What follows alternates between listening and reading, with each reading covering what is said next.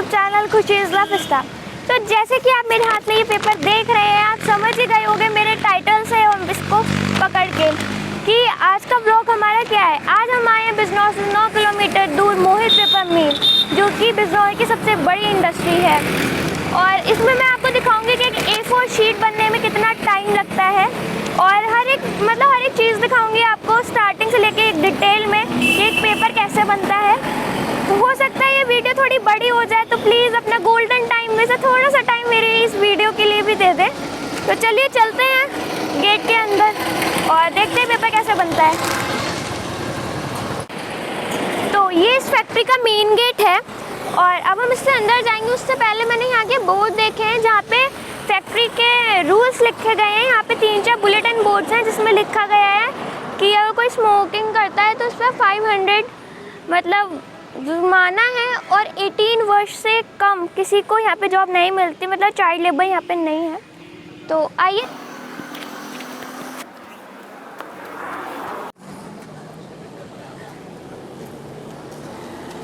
जैसे गेट पे एंटर करते हैं, सामने ये सिक्योरिटी रूम है। यहाँ पे अंकल हैं जो कि सिक्योरिटी ये सब मैनेज करते हैं सिक्योरिटी का। तो आइए उनसे बात करते हैं कि सिक्योरिटी ऑफिस आ गए हैं। हमारे साथ हैं security officer mister Sanjeet uncle. तो वो हमें बताएंगे कि उनकी ये ड्यूटी है यहाँ पे सिक्योरिटी को मैनेज करना। तो अंकल आप कैसे सिक्योरिटी मैनेज करते हो? आपको देखना पड़ता होगा यहाँ पे कौन ड्यूटी सही से कर रहा है कौन नहीं। हाँ, मुझे देखने पड़ते हैं कौन पोस्ट पे क्या है, क्या दिक्कत है, सब देखना पड़ता है हम लोगों को। अंकल को इस फैक्ट्री से लेके पीछे तक पूरा देखना पड़ता है कि जो अंकल लोग हैं वो ड्यूटी अपनी सही से कर रहे हैं कि नहीं। मेरे साथ हैं मिस्टर अरुण अंकल, जो कि अब हम बताएंगे कि वो अपने काम को कैसे मैनेज करते हैं और उन अंकल का क्या काम है। हमारा काम है कि यहाँ पे जो जैसे गाड़ियाँ आती हैं जाती हैं उसमें क्या मटेरियल आता है और लेबर किस तरह से जा रही है, उनको चेकिंग कराना है। ये सारी चीज़ें हम लोग देखते हैं यहाँ पे। अच्छा, तो अंकल का बेसिकली काम है कि कौन सी गाड़ी आ रही है, किसको लेना है, ये सब काम है अंकल का।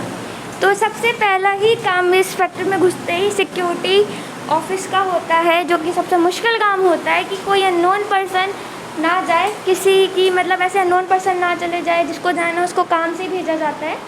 सबसे मुश्किल काम है। अब हम आए हैं सिक्योरिटी ऑफिस से HR डिपार्टमेंट। यहाँ पे हम पूछेंगे कि यहाँ पे टोटल कितने वर्कर्स हैं जो वर्क करते हैं और भी देखते हैं कि यहाँ पे अंकल हमें क्या क्या बताते हैं इस फैक्ट्री से रिलेटेड। तो चलिए चलते हैं।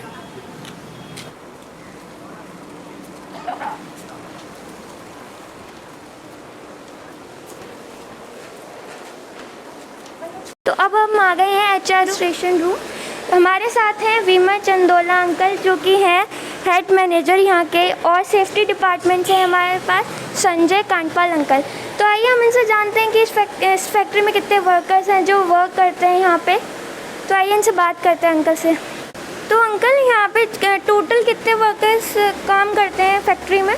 टोटल हमारे यहाँ अभी जो है 300 वर्कर काम कर रहे हैं। अच्छा, आपके अंडर? हाँ जी, हाँ जी। अच्छा अंकल, आप मैनेज कैसे करते हो अपना ये डिपार्टमेंट? ये हमारा जो है मैनेज हम खुद करते हैं इसको, और हमारी जो है टीम काम कर रही है हमारे साथ। हमारे साथ 5-6 लोग काम कर रहे हैं जो मेरे साथ काम कर रहे हैं, मेरे सहयोगी हैं। और हमारा सिस्टमेटिक आपने गेट से देखा होगा, सिक्योरिटी एजेंसी हमारी लगी हुई है जो कि चेकआउट कर रही हैं आना जाना। और एक हमारे यहाँ पे जो है इन आउट के लिए जो वर्कर्स आ रहे हैं उनका इन और आउट करते हैं। और मैनेजमेंट के हिसाब से हम अंदर भी चेक करते रहते हैं वर्कर्स का अचीवमेंट कैसे करना है, क्या करना है, ये हमारा सारा काम है। अच्छा, तो अंकल का तो आपने देख लिया कि कितने ज़्यादा अंकल काम करते हैं। अब हम सेफ्टी से रिलेटेड पूछते हैं संजय कांडपाल अंकल से। तो अंकल आप सेफ्टी से रिलेटेड आप क्या करते हैं, मैनेज कैसे करते हैं? तो संजय कांडपाल अंकल जी से पूछते हैं कि वो अपना सेफ्टी डिपार्टमेंट कैसे मैनेज करते हैं। अंकल बताइए ज़रा। हम लोग क्या जो वर्कर होते हैं या न्यू वर्कर होते हैं या जो काम कर रहे हैं कंटिन्यू, उनको रोज़ ट्रेनिंग दी जाती है। Tool work training, TBT training देते हैं। वर्कर को कैसे काम करना चाहिए, साइड वर्क कैसे करना चाहिए उनका, उसकी ट्रेनिंग देते हैं। डेली बेस में होती है। और साथ ही साथ हम लोग मॉक ड्रिल कराते हैं, फायर का मॉक ड्रिल कराते हैं उनको। और जो भी हमारा हैजार्डस केमिकल्स है उससे रिलेटेड मॉक ड्रिल उनको देते हैं, ट्रेनिंग देते हैं किस तरह उनको सेफ वर्क करके अपने काम को करना चाहिए। और कहाँ कहाँ उनको अगर हाइट पे है तो कैसे सेफ्टी बेल्ट कितना कैसे यूज़ करना चाहिए, नेट का यूज़ करना चाहिए, कोई ऐसे हजार्डस केमिकल है तो उनको उनसे कैसे उसको सेफ रहना चाहिए, उनसे दूर रहना चाहिए, क्या क्या प्रिकॉशन है वर्करों को डेली बेस में। अच्छा, तो अंकल देख सकते हो कितना टफ काम है अंकल का, कि अंकल मतलब उनको ट्रेनिंग देते हैं कि उनको अपना काम कितनी सेफ्टी से करना चाहिए, जैसे उनको कोई हार्म ना हो, उनको कोई चोट ना पहुँचे। तो ये अंकल का डिपार्टमेंट है, बहुत अच्छे से अंकल मैनेज कर रहे हैं। तो चलिए अब कुछ और दिखाती हैं आपको इस फैक्ट्री के बारे में। Thank you so much uncle आपका। Thank you. तो यहाँ पे ड्यूटी का टाइम है, अंकल लोग यहाँ पे आ रहे हैं, तो गेट वाले सिक्योरिटी अंकल गार्ड जो है वो चेकिंग कर रहे हैं कि कुछ सामान ना लेके जाएं जो यहाँ पे मना है। और ये सामने एक सैनिटाइजिंग ये मशीन है जो कि सबको यहाँ से जो जाता है उसको सैनिटाइज करती है। यहाँ के 2 स्टेप है, यहाँ पे पहले आपको यहाँ से जाना है, देन वहाँ पे एक वॉश मशीन है जहाँ पे आपको डेटॉल वहाँ पे एक साबुन धो के तभी आप फैक्ट्री में जाके एंट्री ले सकते हैं, मतलब एंटर कर सकते हैं। तो मेरा भी यही प्रोसेस है, मुझे भी यही करना पड़ेगा तभी मुझे एंट्री मिलेगी। तो मैं भी अपना काम करती हूँ।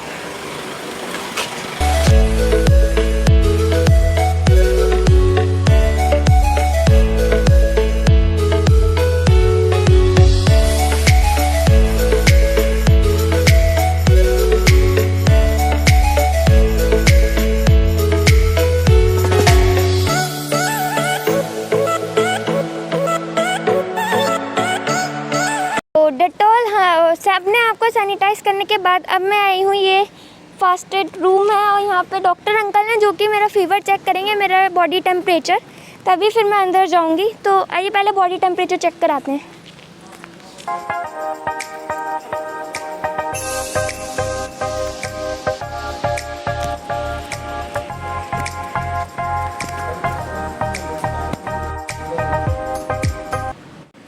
मेरा बॉडी टेम्परेचर सही आया, मैं जा सकती हूँ अंदर? हाँ आप जा सकती हो। बॉडी टेम्परेचर आपका 98.4 है। तो मैं सही हूँ ना फिर? आप सही हो। चलो मैं सही हूँ, फिर मैं अंदर जा सकती हूँ। लेकिन अब जब डॉक्टर अंकल हमारे साथ हैं तो आजकल जो ट्रेंडिंग वाली जो बीमारी चल रही है कोरोना, तो उसके बारे में कुछ प्रिकॉशन उस अंकल से पूछते हैं और सिम्टम्स। तो अंकल इसमें हमें क्या क्या प्रिकॉशन लेने चाहिए? पहली चीज़ तो ये है कि पेशेंट को ये देखना है कि उसको बुखार तो नहीं है, नज़ला, जुखाम, खांसी, ये कोरोना के सिम्टम्स हैं।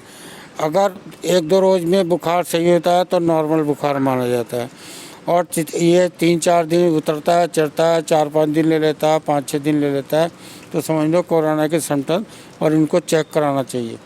अच्छा। कभी भी दवाई, कभी भी ट्रीटमेंट जो है, अगर 4-5 दिन बुखार हो जाता है तो जाके पैथोलॉजी लैब में डॉक्टर एडवाइस के अनुसार उनका बुखार ब्लड सैंपल, CBC, कोलेस्ट्रॉल और अभी मेरे पीछे यहाँ पे एक मंदिर है जो कि इस फैक्ट्री का मंदिर है। यहाँ पे लोग आते हैं, पूजा करते हैं।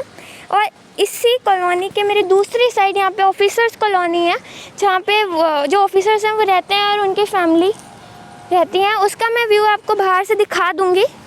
तो अभी तो हमें मेन पेपर देखना है। मैंने बहुत बातें कर ली, मुझे इतना ही टाइम लग गया अंदर तक आने में। अब हम डायरेक्ट चलेंगे इस फैक्ट्री के बिल्कुल पीछे, जो कि जहाँ पे प्रॉपर मतलब स्टार्टिंग से दिखाऊंगी। तो चलिए चलते हैं, बहुत अंदर तक चलना पड़ेगा मुझे, मैं थक जाऊंगी, लेकिन तब भी चलिए चलते हैं, देखते हैं। और वीडियो पूरी देखना, आपको पेपर का देखो बताऊंगी मैं 101% पूरा कैसे बनता है।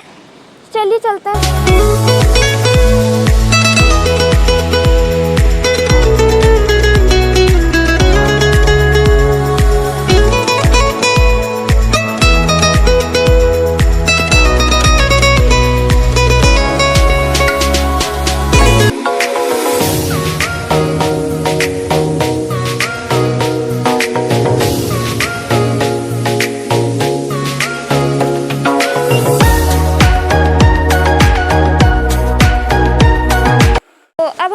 रिकवरी प्लान सेक्शन में, जहाँ पे जिनके मैनेजर हैं मिस्टर सोहेल सिद्दीकी अंकल, जो हमें बताएंगे कि इस प्लान की क्या इंपॉर्टेंस है। तो अंकल ये रिकवरी प्लान की क्या इंपॉर्टेंस है, क्या रोल प्ले करता है मुहैया मिल में? ये रिकवरी प्लान है जो एक्चुअली इसका मेन जो यूटिलाइजेशन है इस प्लान का, हमारा जो है पल्प से हमारा जो ब्लैक लिक्विड मिलता है उसको उसमें हम कास्टिक रिकवर करके सोडियम कार्बोनेट, उस सोडियम कार्बोनेट के बाद ये हमारा ये सामने प्लांट लगा हुआ दिखाई दे रहा है आप लोगों को, इसमें हम NaOH जनरेट करते हैं कास्टिक। इससे हमें फ़ायदा ये होता है कि जो हमारा NaOH है हमें मार्केट से ख़रीदना नहीं पड़ता, वही हमारा दोबारा रिसाइकिल हो जाता है। तो ये रिसाइकल अंकल मतलब करते रहते हैं जो इसे आप रिसाइकिल यूनिट भी कह सकते हैं। और मेन जो इसका जो मेन पर्पस जो लगाया है हम लोगों ने, हमने लगाया है इसको आपका जो पॉल्यूशन कंट्रोल का प्लांट कहा जाता है इसको। पहले हम जैसे कभी जिस टाइम में रिकवरी प्लांट नहीं था यहाँ पे, तो उस टाइम ब्लैक लिकर को हमें ड्रेन करना पड़ता था। लेकिन आज की टाइम पे जब से पॉल्यूशन कंट्रोल हमारे ऊपर ज़्यादा एक्शन हुआ, तो हम लोगों ने फिर केमिकल प्लांट हमारा यहाँ लगाया हम लोगों ने। और उसके बाद से हम लोग इसमें अब NO2 बनाते हैं, उसके बाद हम NOH बनाते हैं। तो दोबारा हमारा जो है NOH हमारा रीयूज़ हो जाता है प्लांट में, हमें मार्केट से लेना नहीं पड़ता। तो ये मैं सबसे पहले आपको दिखाना चाहूँगा, ये हमारा यूपेटर प्लांट है। देखिए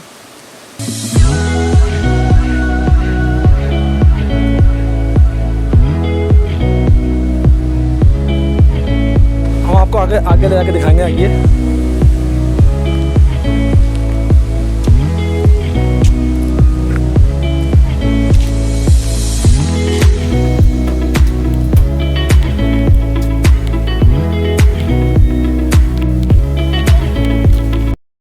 ये हमारी स्टोरिंग कैपेसिटी है। देखिए हमारे 2 टैंक दिखाई दे रहे होंगे आपको। इसमें हम लोग जो हमारा पल्प मिल से ब्लैक लिकर आता है उसको हम इसमें स्टोर करते हैं। उसमें स्टोर करने के बाद हम अपने ये जो सेक्शन है, आपने अभी इससे पहले आपने वीडियो दिखाया था यूपेटर सेक्शन, इसमें हम इसको दोबारा ऑपरेशन करते हैं और इसको हम माल को हाई कंसिडर कर लेते हैं। उसमें हम इसके बाद आपको ये टैंक दिखाई दे रहे होंगे, इसमें स्टोरेज कर लेते हैं।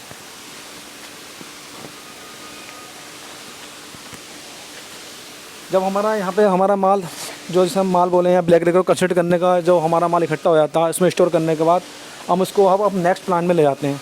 उस सेक्शन को बोलते हैं LTI सेक्शन। LTI सेक्शन जी, LTI सेक्शन का जो होता है हमारे, हम लोग सोडियम कार्बोनेट बनाते हैं पैलेट्स के फॉर्म में। किसके फॉर्म में? पैलेट्स, दाने के फॉर्म में। अच्छा अच्छा जी, ये हमारा ये LTI सेक्शन है जहाँ पे हम लोग सोडियम कार्बोनेट पैलेट्स के फॉर्म में बनाते हैं, आपको दिखाई दे रहा होगा।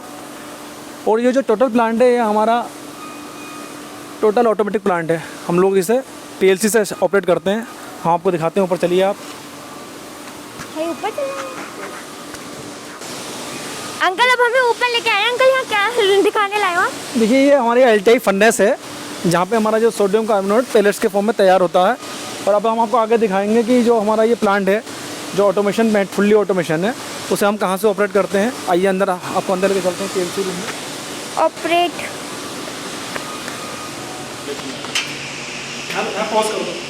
तो अब हम आए हैं PLC रूम जहाँ पे अंकल यहाँ से ऑपरेट करते हैं अपना। ये अंकल का ऑफिस है ये, और अंकल अब बताएंगे यहाँ से अंकल कैसे ऑपरेट करते हैं। देखिए ये हमारा जो आपको मैं बता रहा था इस प्लांट के बारे में, ये हमारा जो सेक्शन है ये फर्नेस सेक्शन है जो आपको सामने दिखाई दे रहा है। ये जो प्लांट है हमारा कंप्यूटर पे स्क्रीन में दिखाई दे रहा है आप थोड़ा सा। और जो आपको मैंने इससे पहले अपना प्लांट दिखाया था यूपेटर प्लांट का जिक्र जो आपसे मैंने करा था, वो देखिए ये वो इधर है इस सेक्शन, ये हमने आपको दिखाया। तो हमारा जो ये है हमारा ये फर्स्ट प्लांट है। और जो हमारा ये सेकंड प्लांट है LTI सेक्शन जो अभी आपसे मैं दिखा रहा था आपको मैं, ये देखिए ये हमारी फर्नेस है। ये यहाँ पे हमारा आपको टेम्परेचर शो दिखाई दे रहे होंगे। तो हम लोग यहाँ टेम्परेचर मेंटेन करते हैं। और हमारा ये सामने सिस्टम में गन लटकी होती है जिसमें हमारा ये जो ब्लैक लिकर है स्प्रे होता है और उसके बाद वो पैलेट्स के फॉर्म में तैयार हो जाता है। तो ये हमारी ये फर्स्ट प्रोसेस है कि इसमें हम सोडियम कार्बोनेट पैलेट्स के फॉर्म में तैयार कर लेते हैं। उसका जो सेकंड प्रोसेस है वो मैं आपको आगे दिखाऊंगा अपने कास्टिक सेक्शन में। तो अंकल अब आप मुझे अपने ऑफिस से अभी कहाँ ले आए हैं? ये हमारा कास्टिक प्लांट है। इसमें आपको दिखाई दे रहा होगा कि ये जो मैं आपको जिक्र कर रहा था सोडियम कार्बोनेट के बाद इसमें हम लाइम के साथ रिएक्शन करके हम अपने जो सोडियम कार्बोनेट है उसे NaOH में कन्वर्ट करते हैं। ये उसके हमारे इंचार्ज हैं, ये आपको बताएंगे कि किस तरीके से कास्टिक को तैयार करते हैं।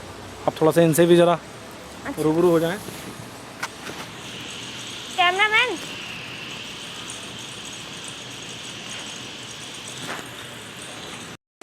ये हमारा जो आपको मैंने बताया जो कास्टिक प्लांट है, इसके जो इंचार्ज है मिस्टर मनोहर, ये आपको बताएंगे कि किस तरीके से इसको ये कन्वर्ट करते हैं NaOH में। बताइए मनोहर। जी, वहाँ से हमारा जो है सोडियम कार्बोनेट बनता है, जो आप अभी वहाँ से आए, वहाँ से सोडियम कार्बोनेट आता है हमारे यहाँ। वो इसको जो है चूना से रिएक्शन कराते हैं और हम NaOH में कन्वर्ट कर देते हैं। उसके बाद जो है पल्प मिल को वापस दे देते हैं। ये हमारा स्टोरेज कैपेसिटी है, टैंक है ये सामने। इसको वाइट लिकर स्टोरेज टैंक इसका नाम है वाइट लिकर स्टोर से। यही हमारा जो है पल्प मिल को चला जाता है वापस, यही है हमारा यहाँ को। अच्छा अच्छा, तो ये रिकवरी प्लांट तो हमने पूरा देख ही लिया है। अंकल ने हमें सारे प्लांट दिखा दिए अपने, वो भी इतना डिटेल में, तो बहुत अच्छा लगा। Thank you so much uncle आपका। आपने हमारे लिए इतना अच्छा अपना टाइम, बिजी शेड्यूल में से टाइम निकाल के हमें पूरा बताया, तो thank you so much uncle. हमारे साथ हैं पल्प मिल के manager mister Keshav Tiwari uncle, जो कि हमें बताएंगे कि पेपर का मतलब कहाँ से स्टार्टिंग से क्या होता है। अभी हम यार्ड में हैं, बेगास है मेरे पीछे। अंकल क्या होगा इस बेगास का? पहले तो क्या है, जो पल्प मिल चलाने के लिए, पल्प बनाने के लिए इसको रॉ मटेरियल चाहिए। हमें यहाँ क्या है, हमारे यार्ड में हमने बगास को इकट्ठा किया है। ये बगास चीनी मिल से आता है ना। ये बगास को हमने ये यार्ड में इसको चट्टा लगा के रखा। अब इसको भिगो के रखा कि ये ख़राब ना हो। अब इसको हम फिर कुकिंग के लिए ले जाएंगे, वो डाइजेस्टर सेक्शन है, वो डाइजेस्टर सेक्शन है, वहाँ से कन्वेयर में हम डाल के वहाँ पकाते हैं। वहाँ पकाने के लिए हमने स्टीम का यूज़ करते हैं और कास्टिक का केमिकल का यूज़ करते हैं। दोनों मिक्स करके हम 21 मिनट में पका लेते हैं और ये कंटिन्यू पकते जाता रहता है। कास्टिक वही जो रिकवरी प्लांट में है? हाँ, एक तो हम बाहर से भी कास्टिक खरीदते हैं, एक आपने ही रिकवरी प्लांट से रिकवर करके वो कास्टिक बनाते हैं। तो ये जो सीडी टाइप है यहाँ पे जो अंकल ने दिखाया, वो एक घर के कुकर जैसा है, मतलब उसमें ये बेगास डालते हैं, वाटर डालते हैं और इसमें ये केमिकल डालते हैं, स्टीम डालते हैं। अच्छा, और फिर उसको पकाते हैं एक, है ना? इसमें 168 टेम्परेचर 165 टेम्परेचर में पकाते हैं। अच्छा, फिर क्या होता है अंकल? फिर ये धीरे धीरे ये कंटिन्यू पकते जाता है। ये करो 21 मिनट में पक के निकलता है। ये ब्लोइंग हो जाता है तो वहाँ ब्लो टैंक है, वो ऑटोमेटिक ब्लो हो जाता है। तो चलिए वहाँ जाके देखते हैं कैसे होता है वो। तो अभी हम नीचे खड़े थे, वहाँ पे अंकल ने हमें बताया कि यहाँ ऊपर डाइजेस्टर है। तो अंकल अब हमें इतनी ऊंचे डाइजेस्टर पे लेके आए हैं हमें कुछ दिखाने के लिए। अंकल आप क्या दिखा रहे थे? अब ये डाइजेस्टर है, उधर से ऊपर से रॉ मटेरियल आता है ना, यहाँ आ जाएगा तो इस मशीन में आ जाएगा, इसको स्क्रू बोलते हैं। इसके बाद ये अंदर नीचे जाएगा, यहाँ हमने कास्टिक और स्टीम डालते हैं और नीचे जाके 2 ट्यूब है, उसमें पकता है। हाँ, 2 ट्यूब में एक पकते जाता है, तो पकने के बाद वो ब्लो होके वो ब्लो टैंक में जाता है ना। वो ब्लो टैंक में जो जाता है उसको हम फिर वॉशिंग करते हैं। ऊपर देखो वहाँ ले जाके पल्प मिल में ले जाके उसको वॉशिंग करते हैं। तो यहाँ से रॉ मटेरियल आता है, स्टीम और केमिकल डाल के इनको मिक्स करते हैं। वो जो मिक्स होता है फिर वो जो पका कर फिर ये जो ब्लैक वाला ये जो टैंक आपको दिख रहा है वहाँ पे जाता है। जब पूरा बन जाता है उसके बाद इसकी वॉशिंग होती है, इसको साफ़ किया जाता है और फिर ये मतलब वॉशर रूम में जाता है। तो अब वहाँ जाके देखते हैं अब इसका नेक्स्ट स्टेप क्या है। अभी सिर्फ स्टीम हुआ है, ये मतलब वो पका है। तो चलिए आगे अब कहाँ लेके जाते हैं अंकल हमें।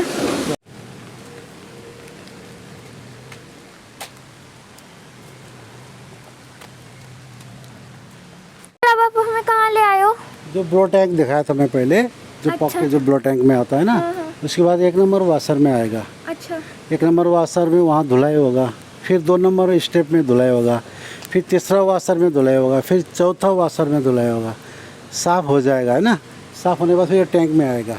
अच्छा, ये 4 बार वॉश होता है, मतलब हाँ, इतना ज़्यादा 4 इसको स्टेज वॉश है। किया जाता है। 4 स्टेजों में इनको वॉश किया जाता है, तब इधर लिया जाता है। हाँ, इसका पानी 4 का पानी 3 में जाता है, 3 का 2 में, 1 में, और 1 का पानी हम रिकवरी में भेज देते हैं कास्टिक बनाने अच्छा, के लिए। वो ये जो ब्लैक लिक्विड हाँ, ब्लैक लिकर हम रिकवरी में देते हैं। अच्छा, फिर उससे वो दोबारा यूज़ करते हो? हाँ, उसको क्या है, उसको या सोडा एस बनाते हैं, फिर उसको वो बनाते हैं कास्टिक अच्छा, बनाते हैं, अच्छा, तो अच्छा। फिर हम यूज़ करते हैं।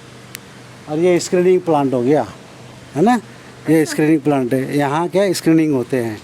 इसका जो रेत सेद हो गया, जो अनकुक्ड मटेरियल बोलते हैं, लिग्निंग बोलते हैं ना, अनकुक्ड मटेरियल सब यहाँ से निकाल के साफ करके हम आगे ले जाते हैं ब्लीचिंग के लिए।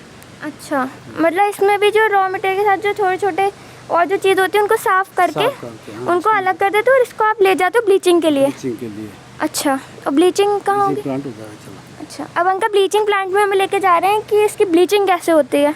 आइए चलते हैं ब्लीचिंग प्लांट में। तो अंकल अब हमें लाए हैं bleaching plant. Uncle bleaching plant में क्या होता है? ब्लीचिंग प्लांट में क्या होता है, जो स्क्रीनिंग होकर जो माल आ गया उसको हम क्लोरीन लगाएंगे, है ना। क्लोरीन लगा के उसको ब्लीच करेंगे, वो वाशर में आएगा ब्लीच होके, है ना। उसके बाद यहाँ हम केमिकल डालते हैं, फिर कास्टिक डालते हैं, ऑक्सीजन डालते हैं, हाइड्रोजन पेरोक्साइड जाके फिर इसको रिएक्शन करते हैं। फिर हम इसको अल्काली टावर में लेते हैं। अल्काली में लेने के बाद फिर हम इसको यहाँ डाल के फिर CO2 मिक्स करते हैं। CO2 मिक्स करने के बाद ये ब्लीच होके 3-4 घंटे में ये सफ़ेद हो जाता है ना। सफ़ेद हो जाके हम ब्लीच पल्प बना देते हैं और वो पेपर के लिए भेजते हैं। अच्छा, तो अब मेन पेपर का रोल स्टार्ट होगा कि पेपर एक्चुअली कैसे बनता है ब्लीचिंग के बाद। हाँ, हम पल्प तैयार कर देते हैं, सफ़ेद पल्प, वो ले जाते हैं और वहाँ से वो पेपर बनाते हैं। अच्छा, तो अभी तक ये पल्प का ही काम हो रहा था कि लाइक ब्लीचिंग, स्टीमिंग, यही सब हो रहा था। अब मेन काम होगा कि ये पेपर मिल में भेज देते हैं, फिर वहाँ हमें पता चलेगा कि एग्जैक्टली पेपर बनता कैसे है। तो चलिए अब वहाँ चलते हैं। तो हमारे साथ है पेपर मिल के DGM, जो कि हमें पेपर के बारे में बताएंगे, मशीन के पार्ट के बारे में कि पेपर एग्जैक्टली बनता कैसे है। उनका मिस्टर सुनील सिंह अंकल हमारे साथ जो हमें लेके जाएंगे। तो चलिए अंकल।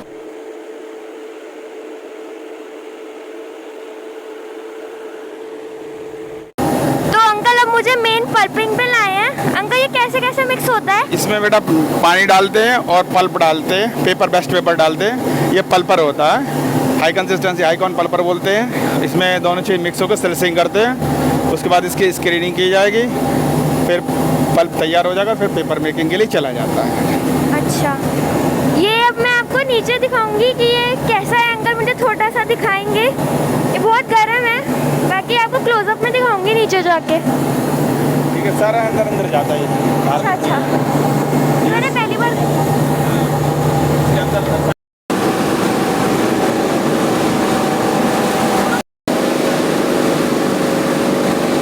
बनाने का मुख्य पार्ट पेपर मशीन पर हम लोग आ गए हैं।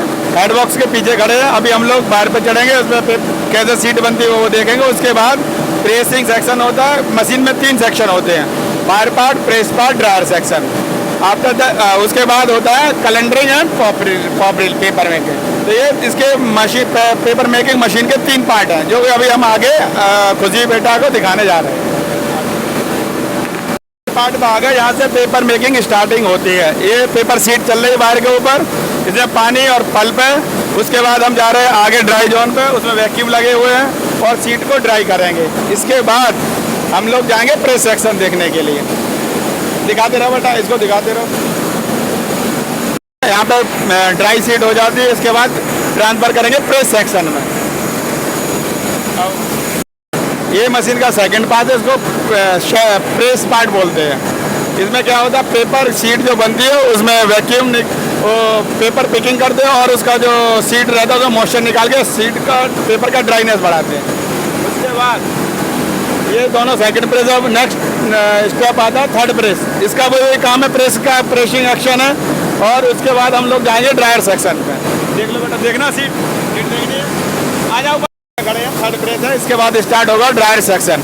ये प्रेसिंग सेक्शन में अंकल क्या होता है मेन ये होता है बेटा, इसका पेपर जो रहता है उसका सीट का फॉर्मेशन सही करते हैं और उसमें जो मॉइस्चर रहता है उसको निकाल के बाहर करते हैं बाई वैक्यूम और सीट को फ्लैट रखते हैं। अच्छा, आफ्टर इसके बाद हम ड्राई सेक्शन में जाएंगे जिसमें पेपर को हमें सुखाना रहता है। ठीक है, अच्छा, सारा ड्राई सेक्शन है, आप देख सकते हो। इसके ये वाइट जो है वो सारा पेपर है। बहुत सारे ड्रायर है यहाँ पे, टोटल 25 ड्रायर्स हैं यहाँ पे जो पेपर को ड्राई कर रहे हैं। अभी पेपर गीला था।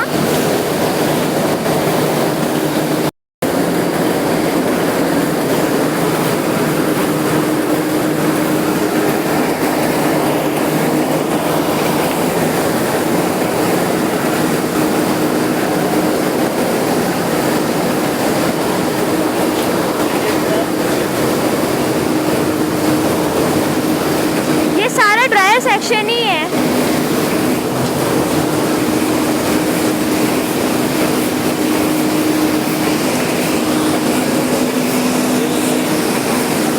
ये अपना कैलेंडर सेक्शन है। ये कैलेंडरिंग होती है, इसमें स्मूथनेस और बल्क कम करते हैं जिससे पेपर के फॉर्मेशन और स्मूथनेस बढ़ जाती है। ये कैलेंडर सेक्शन है। ये कैलेंडर है।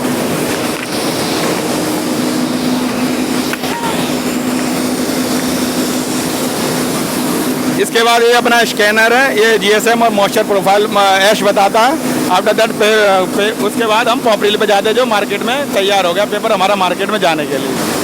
फोटो ले लो बड़ी खोजी बेटा, ये हमारी टीम है पूरे पेपर मेकिंग की, और ये सारे लोग हमारे साथ मिलकर पेपर बनाते हैं। ठीक है, ओके।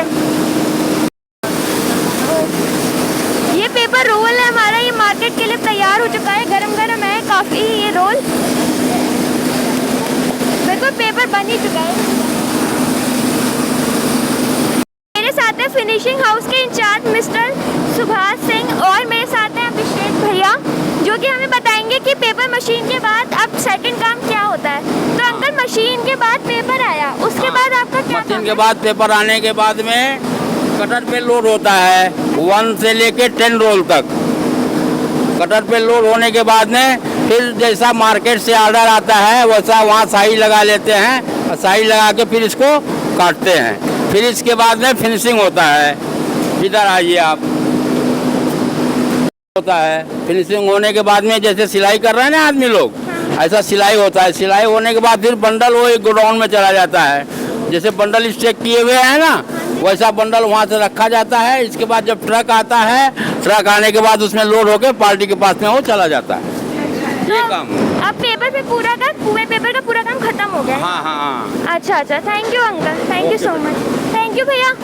यहाँ का स्टोरेज एरिया जो कि बहुत बड़ा है, वहाँ तक बहुत ज़्यादा हो। तो ये जो पेपर का जो रोल है वो पूरा बन गया है, मतलब, और इसको क्रेन की हेल्प से इसका रोल चेंज किया जा रहा है। जो पूरा बन गया है वो नीचे आ जाएगा, और उसको भी पेपर में अलग अलग साइज़ के कट करेंगे। अब रोल चेंज हो रहा है, इनको बहुत ही ध्यान से करना पड़ता है ये रोल चेंज, आप देख सकते हो।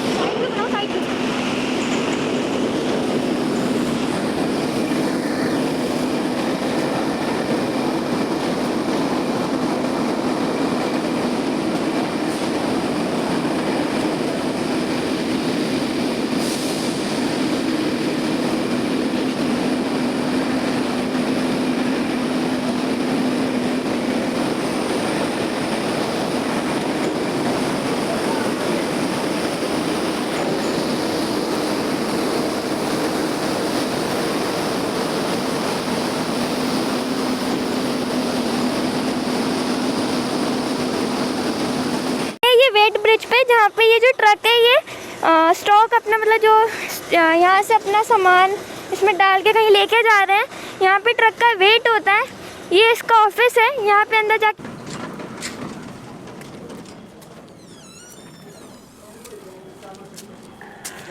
तो अब हम आए हैं वेट ब्रिज के ऑफिस में, जिनको यहाँ से मतलब जो ऑपरेट करते हैं अंकल मिस्टर पन्ना लाल मिश्रा। तो अंकल से हम देखते हैं अंकल कैसे मैनेज करते हो, इसका मेन मतलब है क्या वेट ब्रिज का मतलब? वेट ब्रिज का मतलब बेटा ये देखो, ये है जैसे गाड़ी लगी है ना, ये देख रहे हो अभी उतर रहा है, तो यहाँ पे जो है ये है डिजिटल, ये लिखा गया ना डिजिटल।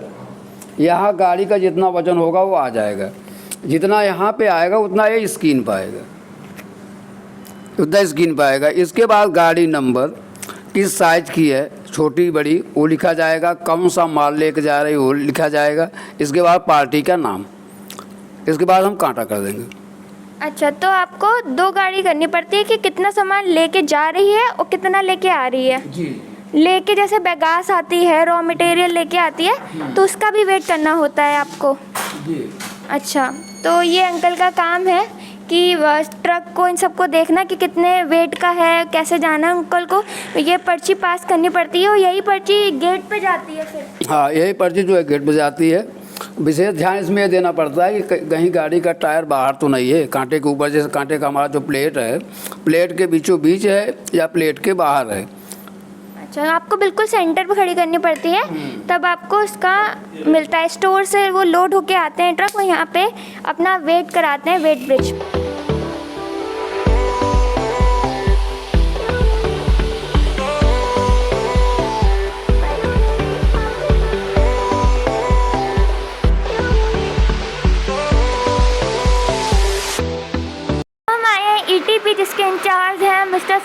बिश्नोई, और वो हमें बताएंगे कि इस ईटीपी में क्या होता है और वो पेपर में क्या मतलब उसका यूज़ है।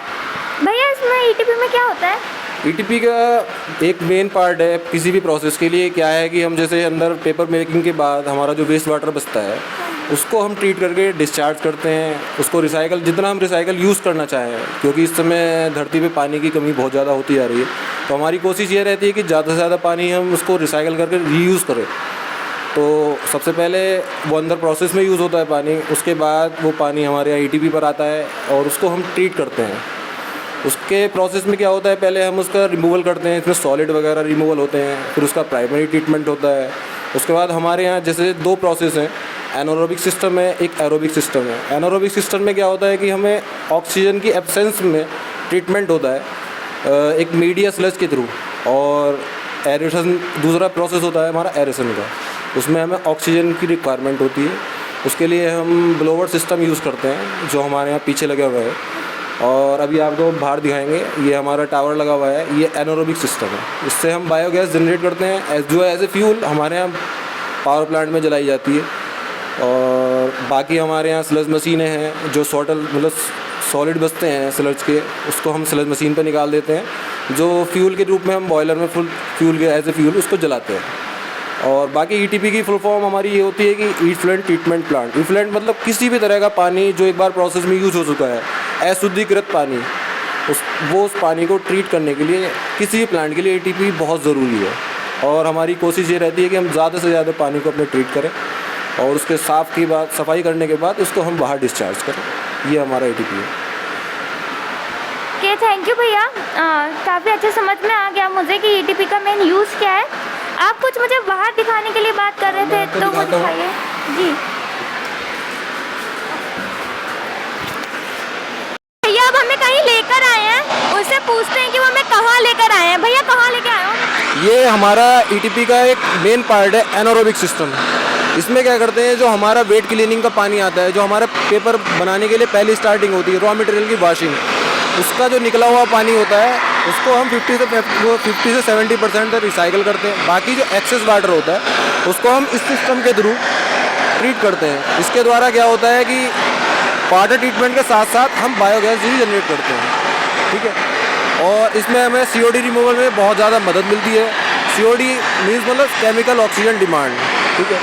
और जब तक हमारा ये सब चीज़ें बैलेंस नहीं होंगी तो हम अपने सिस्टम को मेंटेन नहीं कर सकते। तो एनारोबिक सिस्टम ये ऐसा होता है। अब ये इसकी हाइट 24 मीटर है और इसमें टॉप पर ट्यूब सेटलर लगे हुए हैं जिसमें बायोगैस इकट्ठा होती है। उसको हम नीचे होल्डर पे लेके आते हैं, वो होल्डर के थ्रू बॉयलर पे हम उसको भेजते हैं।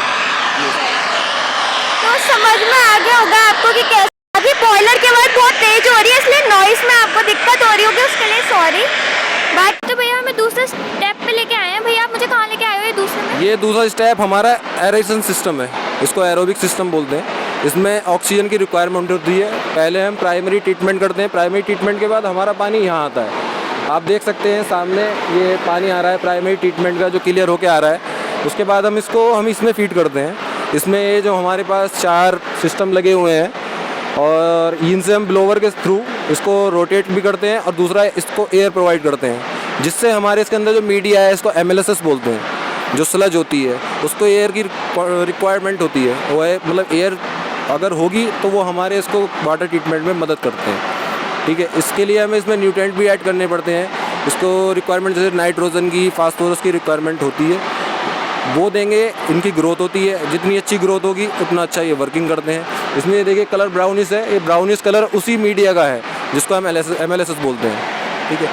उसके बाद ये पानी हम ले आते हैं सेकेंडरी क्लियरफायर में। सेकेंडरी क्लियरफायर के बाद हम लेके आते हैं टर्सरी क्लियरफायर में। टर्सरी क्लियरफायर टोटली केमिकल ट्रीटमेंट है, जिसमें हम लाइम का और फेरिक एलम, थोड़ा सा एनाइनिक पॉलीमर का यूज़ करते हुए स्लज को सेटल करते हैं और पानी के अंदर फुल क्लियरिटी लाने की कोशिश करते हैं, जिसके बाद हम पानी अपना बाहर डिस्चार्ज करते हैं। तो थैंक यू भैया, आपने ईटीपी प्लांट पूरा बताया हमें, थैंक यू सो मच। तो ये है मोहित पेपर मिल का अकाउंट ऑफिस, जहाँ पे ये ऑफिस है। मतलब यहाँ पे अंदर जाके देखते हैं कि ऑफिस में कैसे लोग मैनेज करते हैं, कैसे, मुझे तो पता नहीं, उन्हीं से जाके पूछते हैं कि कैसे कैसे वर्क करते हैं वो लोग। आइए चलते हैं ऑफिस के अंदर।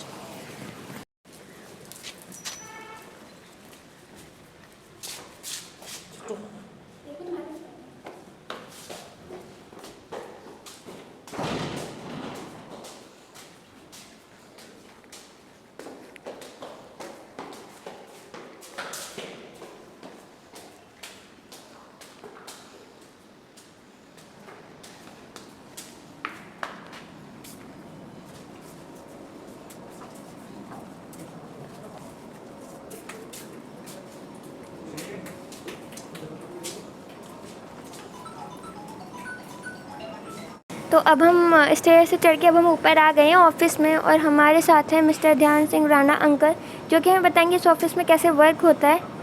तो अंकल कैसे वर्क करते हो आप लोग? वर्क के लिए तो ऐसा बेटे, यहाँ अलग अलग डिपार्टमेंट बटे हुए हैं। जैसे हमारा सेल्स का डिपार्टमेंट है, जो माल सेल करते हैं, ऑर्डर लेते हैं। उसके बाद डिस्पैच का डिपार्टमेंट है, कैसे कैसे किसी पार्टी को कौन कौन सी गाड़ी में क्या क्या माल जाना है, वो सारा अलग अलग लड़के लगे हुए हैं, लोडिंग वगैरह करते हैं वो सारी। उसके बाद वहाँ से बिलिंग बनती है। ऐसी परचेज का सिस्टम है हमारा। जो जो रिक्वायरमेंट हमारी होती है, रॉ मटेरियल हो, केमिकल हो, फ्यूल हो या स्टोर्स हो, जो भी है उसके लिए परचेज मैनेजर रखे हुए हैं। और उसके साथ साथ जैसे जैसे हमें क्वारी निकलती है, जैसे जैसे ज़रूरत होती है माल की, हिसाब से उसको ऑर्डर देते हैं, माल परचेज होता है। इन सब के अंगेज जो भी बिलिंग होती है, चाहे बाहर की पार्टी की है, चाहे अंदर की पार्टी की है, लेना है, कैश सिस्टम है, बैंक का है, वो सारा कुछ हम यहाँ अकाउंट में रखते हैं। उसको वो सारी डिटेल हमारे पास आ जाती है। आज क्या माल सेल हुआ, कहाँ से क्या माल आया, कितनी पेमेंट आई, कितने किसको कितने चेक दिए, वो सारी डिपार्टमेंट में ही आ जाती है। वो सारा हिसाब किताब हम अपने पास रखते हैं। सारा रिकॉर्ड हमारे पास होता है। वो इनकम टैक्स पर्पज़ के लिए, कंपनी पर्पज़ के लिए, सेल टैक्स पर्पज़ के लिए ये रिकॉर्ड रखना ज़रूरी है, इसलिए हम रखते हैं। Thank you so much uncle. काफ़ी हार्ड वर्क है यहाँ पे। अलग अलग डिपार्टमेंट के लोग अलग अलग वर्क करते हैं। उनके पास पूरा मतलब होता है कि उनको क्या करना चाहिए, बिलिंग का और हर चीज़ का। तो काफ़ी हार्ड काम है। और आइए एक बार ऑफिस का लुक दिखा देती हूँ मैं आपको, ऑफिस कैसा है। तो अब हम आए हैं main office mister Sandeep Jain, जो कि मैनेजिंग डायरेक्टर है मोहित पेपर मिल के। तो उनको मैं थैंक यू बोलना चाहती हूँ, जिन्होंने मुझे परमिशन दी आप लोगों को ये वीडियो दिखाने के लिए। मतलब अपनी फैक्ट्री में उन्होंने मुझे ब्लॉग की परमिशन दी। तो आइए उनको एक पर्सनली जाके मैं उनको थैंक यू बोलती हूँ। तो आइए उनका मिलवाती हूँ मैं आपको उनसे। Thank you. तो अब मैं आई हूँ managing director mister Sandeep uncle के पास, जिन्होंने मुझे परमिशन दी है ब्लॉग बनाने के लिए। मैं आपको अंकल पर्सनली थैंक यू बोलना चाहती हूँ, आपने मुझे ब्लॉग बनाने के लिए permission the. Thank you so much uncle. Thank you uncle. जा रही थी, अंकल ने मुझे रोक लिया कि वो मुझसे कुछ क्वेश्चन पूछना चाहते हैं। मैं सबसे पूछती हूँ, आज अंकल ही मुझसे पूछ रहे हैं।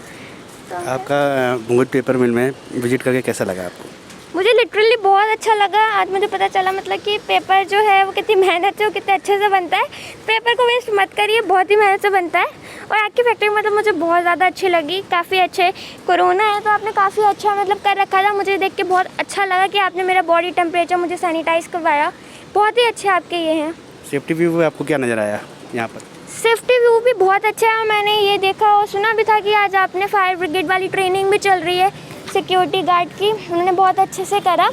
तो आप ट्रेनिंग देते रहते हैं, ये आपने बोला भी था और मैंने आज खुद देख भी लिया है। जी जी, मुझे बहुत अच्छा लगा। प्लांट विजिट आपका अच्छा रहा आज का? बहुत बढ़िया, बहुत अच्छा लगा मुझे। और अगर मुझे मौका मिला तो मैं फिर आऊँगी, क्योंकि यहाँ पे वहाँ पे आऊँगी। वो मटर प्लांट जो है आपका फ्रोज़न मटर का, वो मैं ज़रूर देखना चाहूँगी। अभी वो मटर का नहीं आ रहा है तो मैं वो देखना चाहूँगी। Welcome you again time. Thank you so much uncle. नमस्ते। तो इस वीडियो में इतना सारा, क्योंकि फैक्ट्री ही बहुत बड़ी थी तो मेरी वीडियो भी बड़ी हो गई। तो ये वीडियो अच्छी लगे तो प्लीज़ लाइक, शेयर और सब्सक्राइब चैनल को ज़रूर कर लीजिएगा फॉर मोर फन। तो बस बाय।